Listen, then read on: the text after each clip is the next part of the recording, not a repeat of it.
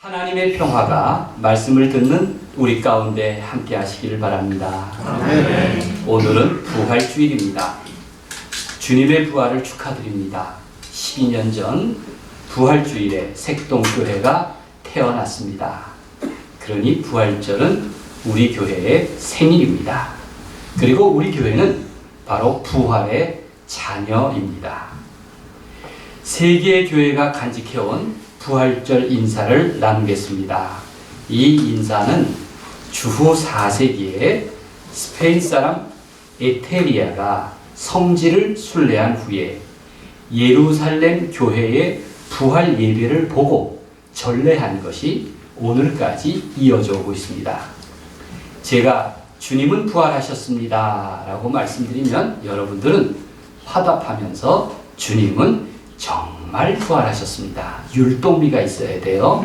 네, 그렇게 하시길 바랍니다. 주님은 부활하셨습니다. 주님은 정말 부활하셨습니다. 네, 박수 한번 치죠.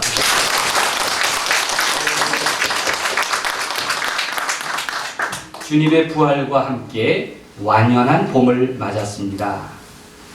그럼에도 사람들은 봄에 대해서 여전히 의구심이 많습니다. 꼭 100년 전 T.S. 엘리엇은 434줄의 장시 황무지를 발표했습니다. 1922년입니다. 첫 해는 우리가 잘 아는 대로 4월은 잔인한 달 이렇게 시작합니다. 4월은 잔인한 달, 죽은 땅에서 라일락을 키워내고 추억과 욕정을 뒤섞고 잠든 뿌리로 봄비를 깨운다. 그런 황무지에서 서구 문명의 죽음을 선구하려고 했습니다. 우리 역사에도 보면 4월은 참 잔인한 달입니다.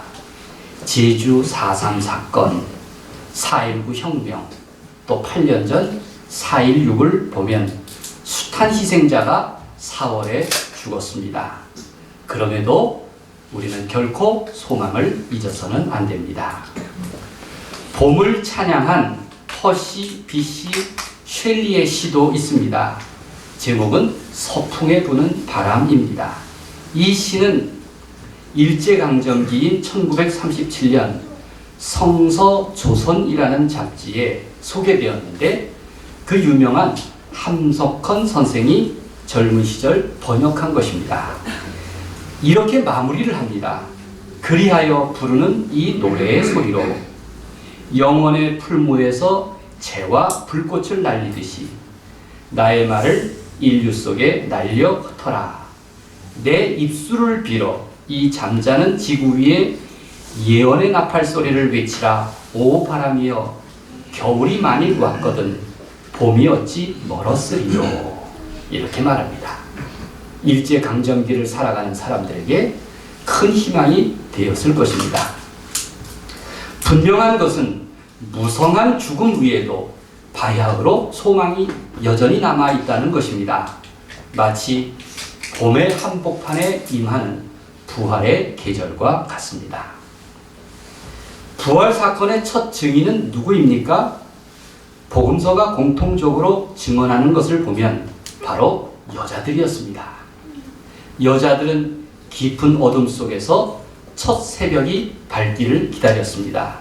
이제 안식일이 막 끝난 새벽 어스름에 예수님의 무덤을 찾아가서 향유를 발라 드리려고 했습니다.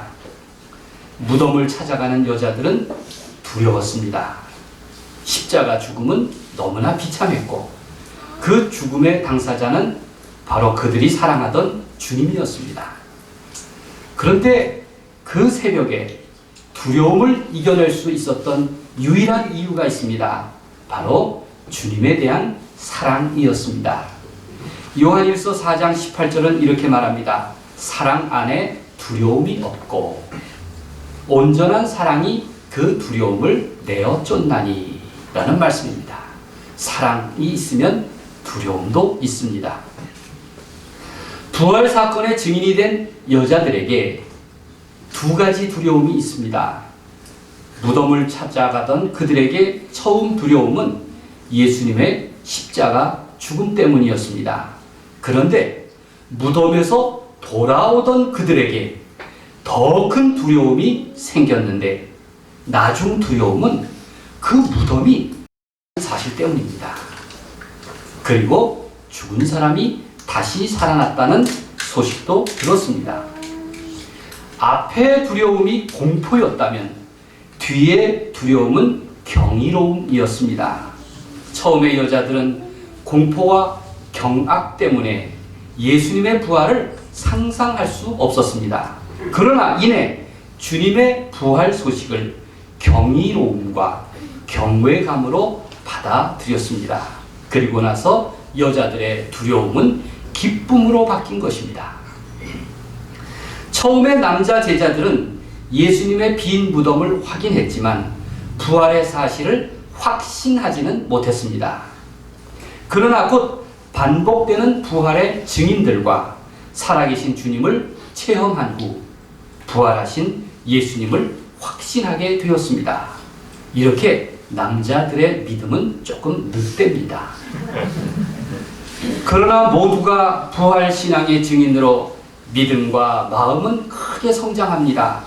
제자들은 부활에 대해서 더 이상 떠들지 말고 입을 막으려던 권력자들 앞에서 당당히 담대하게 증언합니다. 사도행전 4장은 이렇게 말합니다. 하나님 앞에서 너희 말을 듣는 것이 하나님의 말씀을 듣는 것보다 옳은가 판단하라. 우리는 보고 들은 것을 말하지 않을 수 없다. 이렇게 제자들은 담대해졌습니다. 권력자들은 예수님을 십자가에 못 박은 당사자들입니다. 제자들은 이에 담대히 맞섰던 부활 사건의 증인입니다. 성경은 이러한 부활 사건의 증인들을 불러냅니다. 그리고 우리는 바로 여러분은 그 증인의 무리에 동참하게 되었습니다. 처음 부활의 증인이 된 여자들처럼 주님에 대한 사랑이 이것을 가능하게 만듭니다. 과연 나는 어떻습니까? 사도 바울은 고린도전서 15장에서 예수 그리스도의 부활을 담대히 증언합니다. 고린도전서 15장을 부활장이라고 부릅니다. 바울이 전하려는 것은 곧 부활과 영생에 대해서입니다. 20절 말씀을 함께 읽겠습니다. 그러나 시작. 그러나 이제 그리스도께서 죽은 자 가운데서 다시 살아나사 잠자는 자들의 첫 열매가 되셨도다. 성경이 말하는 부활은 무엇입니까? 죽은 자 가운데서 살아나심입니다. 곧 죽음이 극복된 삶입니다. 부활은 죽음의 권세를 깨뜨리는 일이었습니다. 그 두려움, 그 절망, 그 죽음마저도 깨뜨려 버리는 것, 그게 바로 부활입니다. 그것이 정말 가능합니까? 바울은 부활이 없으면 현재의 인생이 얼마나 허무한가 라고 반문합니다. 19절을 읽어보겠습니다. 만일 그리스도 안에서 시작. 만일 그리스도 안에서 우리가 바라는 것이 다만 이 세상의 삶뿐이면 모든 사람 가운데 우리가 더욱 불쌍한 자이리라. 이 세상의 삶으로 모든 것이 끝난다면 우리는 얼마나 허무한가? 우리는 얼마나 불쌍한 존재인가? 이렇게 묻고 있습니다. 사실 모든 사람은 죽음에 이를 것이지만 그러나 죽음에 대해서 잘 모릅니다. 누구나 죽음을 거부할 수 없지만 정말 두려운 것은 죽음은 아직 펼쳐보지 않은 책이기 때문입니다. 누구도 알지 못하기 때문에 두렵습니다. 믿는 사람들은 성경을 통해서 죽음에 대한 진실을 듣습니다. 창세기는 아담의 죄로 모든 인간에게 죽음이 선고되었다라고 말합니다. 인간은 누구나 흙에서 왔고 하나님이 영을 거두어 가시면 흙으로 돌아갈 수밖에 없는 존재라는 것입니다. 이처럼 죽음은 모두가 돌아가는 아주 자연스러운 일입니다. 성경은 두 가지 죽음에 대해서 말하고 있습니다. 하나는 생물학적 죽음과 다른 하나는 근원적인 죽음입니다. 하나님이 인간을 창조하실 때 죽음은 결코 두려움이 아니었습니다. 그냥 자연스러움이었습니다. 죽음에 대한 기록을 보면 그저 담담하게 열조에게로 돌아갔다, 이렇게 반복하고 있습니다. 모든 생명은 죽게끔 되어 있습니다. 하나님과 관계 안에 있다면 생물적 죽음조차 결코 절망은 아닙니다. 그러나 아담에게 내려진 죽음의 선고는 여기 생물학적 죽음을 말하는 것이 아닙니다. 아담의 범죄 후에 하나님은 또 다른 차원의 죽음을 선고하십니다. 아담에게 선고된 죽음은 하나님과 관계의 단절, 곧 근원적인 죽음을 뜻하고 있습니다. 러시아 십자가를 나사로 십자가라고 부릅니다. 나사로 십자가에는 고유한 특징이 있습니다. 3단 십자가인데 그 아래 반드시 해골이 있습니다. 누굴까요? 어떤 사람은 십자가 아래에 있으니까 예수님 해골 아닌가, 이렇게 엉뚱한 대답을 하기도 합니다. 바로 아담의 해골입니다. 아담으로부터 죽음이 선고되었다라는 것을 강조하고 있습니다. 하나님과 관계가 단절된 이후 인간에게 죽음은 공포가 되었습니다.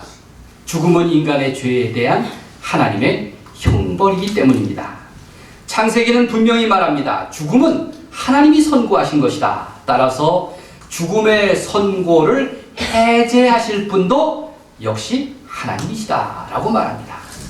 그래서 오늘 본문에 보면 26절에 맨 나중에 멸망받을 원수는 사망이다, 이렇게 말씀하고 있습니다.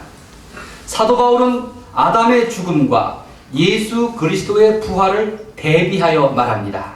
21절 22절을 함께 읽겠습니다. 사망이 한 사람으로 말미암았으니, 시작. 사망이 한 사람으로 말미암았으니 죽은 자의 부활도 한 사람으로 말미암는도다.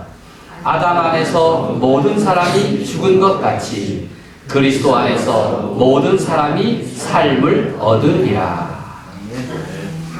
아담 안에서 한 사람, 아담 안에서 모든 사람이 죽은 것 같이 한 사람, 그리스도 안에서 모든 사람이 새 삶을 얻을 것이라고 이렇게 약속하고 있습니다. 바울이 전하는 부활 메시지는 예수님의 부활 소식만이 아닙니다. 그리스도의 부활과 함께 그리스도 안에서 사는 사람은 영원한 생명을 얻는다고 말하고 있습니다. 예수님의 부활은 첫 열매이고 그 다음 나중 열매가 기다리고 있는 것입니다.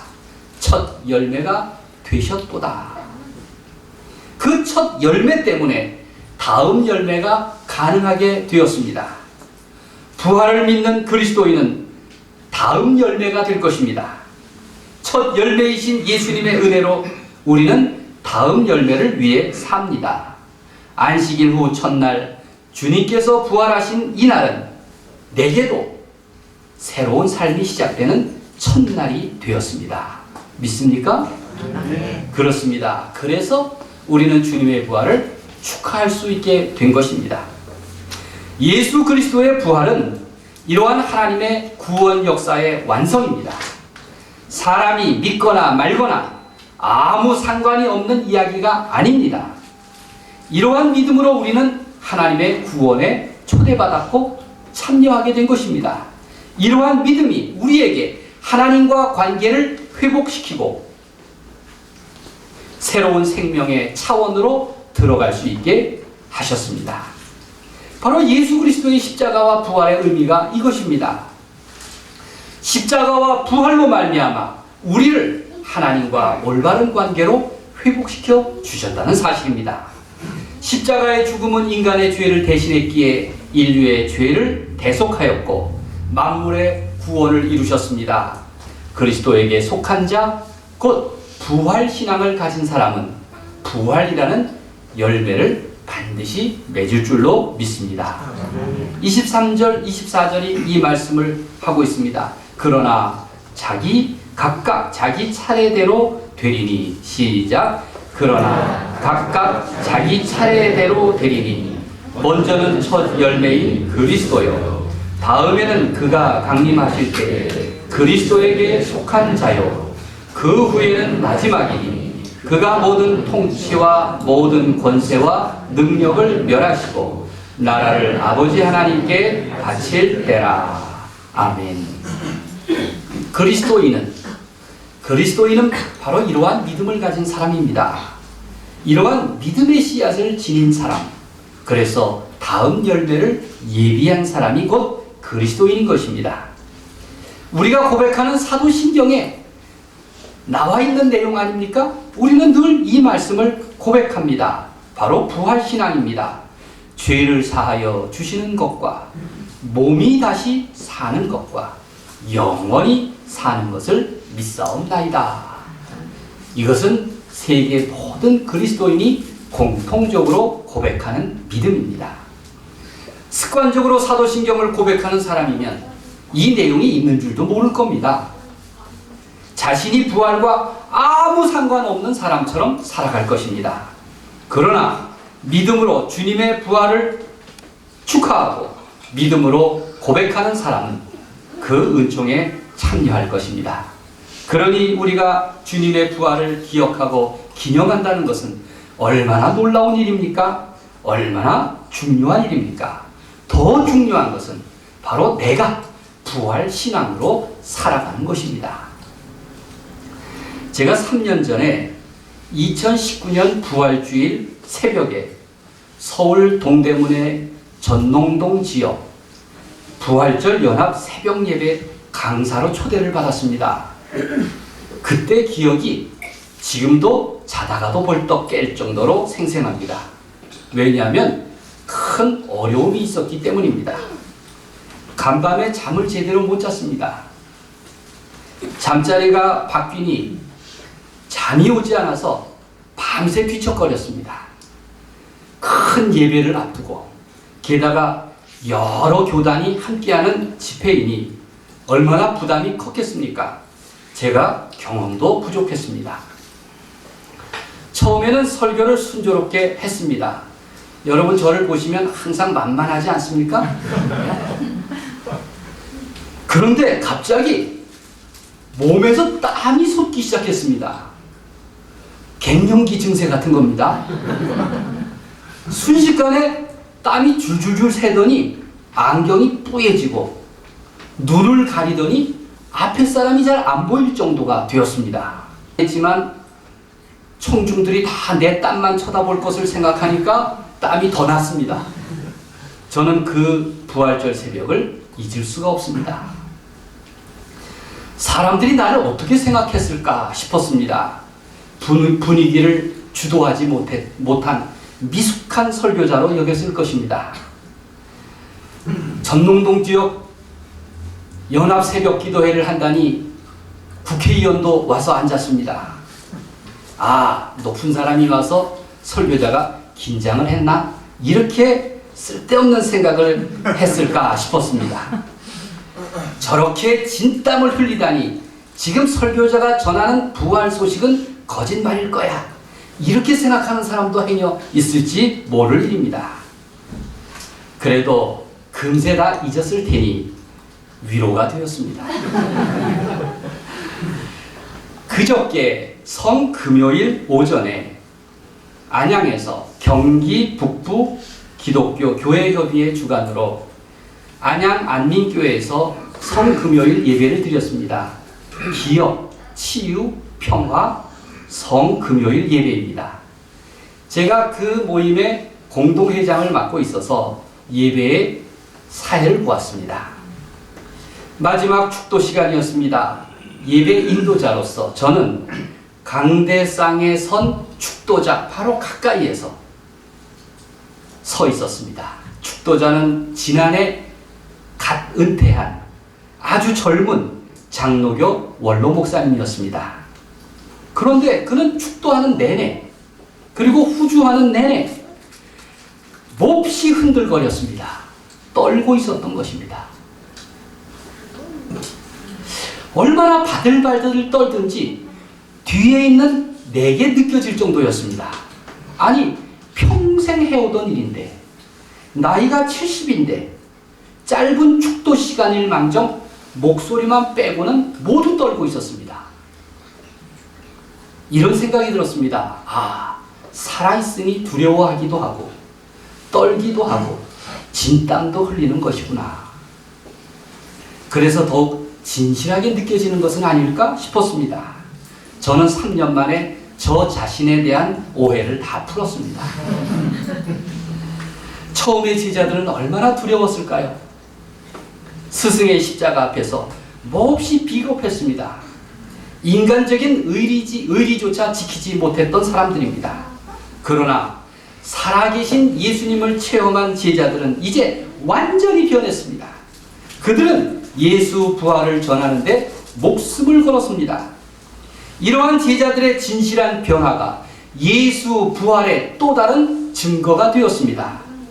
우리는 사람의 변화를 가장 믿을 만한 증거로 삼지 않습니까? 우리 아이가 변했어요. 우리 남편이 변했어요. 그러면 정말 믿어줄 만하죠. 제자들에게는 처음 열매이신 주님과 함께 다음 열매에 대한 희망과 확신이 있었습니다. 사도 바울은 살든지 죽든지 복음을 위하여 목숨을 걸었습니다. 오늘 설교를 준비하면서 3년 전 진땀 흘리던 그날 새벽에 설교문을 다시 찾아 들여다보았습니다. 내가 어느 대목에서 끔찍하게 땀이 펌프질하듯 쏟아져 나왔을까? 이렇게 마무리했더군요. 놀라운 것은 오늘도 전농동 지역에서 부활의 소식은 현재 진행형입니다. 장로교회의 이름으로, 성결교회와 감리교회, 나사렛교회의 이름으로 부활신앙은 여전히 생생하게 살아 있습니다. 이 자리에 모인 서로 다른 이름의 교회들은 한결같이 예수가 부활하셨다고 증거합니다. 우리가 높이는 분은 오직 예수 그리스도뿐입니다. 하나님께서 나 자신뿐만 아니라 우리 가정에도, 전농동 지역사회에도, 우리 대한민국에도, 그리고 이 땅 남과 북의 아프고 고통스러운 분단의 역사에도 부활신앙을 주시기를 바랍니다. 제가 그렇게 전했습니다. 부활신앙을 품은 후에야 나는 진실한 그리스도인이 됩니다. 부활신앙이 없으면 아직 성숙한 그리스도인이 될 수가 없습니다. 그러나 현실은 어떻습니까? 여전히 우리는 두려움이 많고 시시때때로 진땀 흘릴 일이 많지 않습니까? 분명한 것은 지금 진땀을 흘릴지언정, 바들바들 떨지언정 부활신앙은 바로 나의 신앙 고백이어야 할 것입니다. 명심하십시오. 내가 부활신앙을 가지려면 어떻게 해야 합니까? 인간의 이성으로는 어렵습니다. 다만 성령의 도우심이 필요합니다. 그래서 부활하신 예수님은 요한복음 20장에 따르면 맨 처음 하신 말씀이 평화가 있으라고 전하셨고, 두 번째는 성령을 받으라고 말씀하셨습니다. 요한복음 20장 22절 말씀입니다. 성령을 받으라. 우리는 믿음이 연약할 때마다, 내 삶이 흔들릴 때마다 성령의 도우심을 간절히 구할 수 있습니다. 그리하여 죽음도 두렵지 않은 첫 열매 이후 다음 열매를 소유하는 여러분들이 되시기를 간절히 소망합니다. 아멘. 부활하신 주님의 은혜가 여러분에게 다음 열매를 보증하십니다. 안식일 후 첫날, 주님께서 부활하신 이날은 내게도 새로운 삶을 시작하는 첫날이 되었습니다.